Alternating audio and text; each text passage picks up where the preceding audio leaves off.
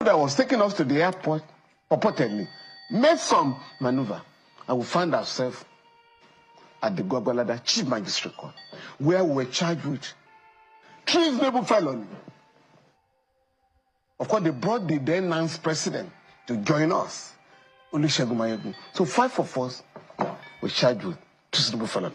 Since we had no access to our lawyers, so the late Chief Ganifa and I decided to defend ourselves and our colleagues. So, even though we're asking for bail, we turn our arraignment to the trial of the junta. And I recall on that occasion, Chief Foreign told the judge, my chief magistrate, Malam Bulama, that those who should be standing trial for treason, those who should be in this dock, are in the villa, led by Gen.Babagi, because they had sacked, they had overthrown a democratically elected government on December 31st, 1983. So, those are the people that should be standing trial. Mr. Falana, of course, not just simple. When it came to my turn, I made it clear to the judge. This section of the law, Section 41 of the Criminal Code Act, which provides anybody who forms an intention to remove the president of his country during his term of office, otherwise than by constitutional means. I said, my lord, the man calling himself my president has no fixed term of office. So I couldn't have been brought here. Of course, the judge adjourned. 2 weeks later, he granted us bail, very liberal term, 20,000 around one shot in like so. The regime could not stand another proceeding. They couldn't go back to court. So that we don't turn the thing into a full trial of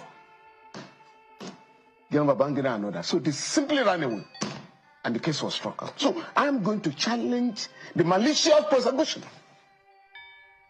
My malicious prosecution and that of my colleagues. Is it not time bound? Because, no.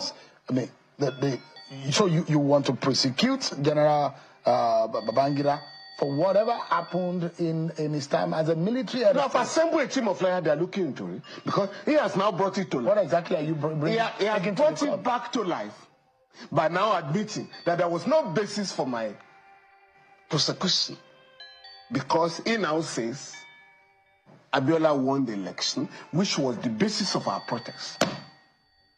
He's also saying, you know, he shouldn't have, you know, postpone the terminal date of his transition program, which again we're fighting.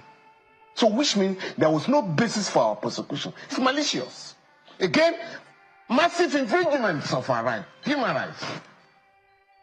Because when you keep me in Kuje prison, you deny me my right to liberty, my freedom of movement. You also violate my right to choose the government of my country, pursuant to Article 13 of the African Charter. Is the matter not settled bad? No, it's not settled bad. Because the man who did it has just come out to say, I did it wrongly. Mr. Falana, there is something that you said you have... And again, let me say this. You know, it's not in our court. You can talk of something very started. To the bad, yeah. In the ECOWAS court in Abuja here, in the case of Femi Falana and Republic of Benin and others, the court said any violation after 3 years cannot be pursued here. But later, you know, the improvement of the jurisprudence of the court has now come to the conclusion. I think that was in the case of Federation of Journalists, you know, Gambia, and the government of that country, that once you are talking of serious, gross abuse of human rights, statute of limitation does not apply. Let me take you on one very, very controversial matter that was also raised by...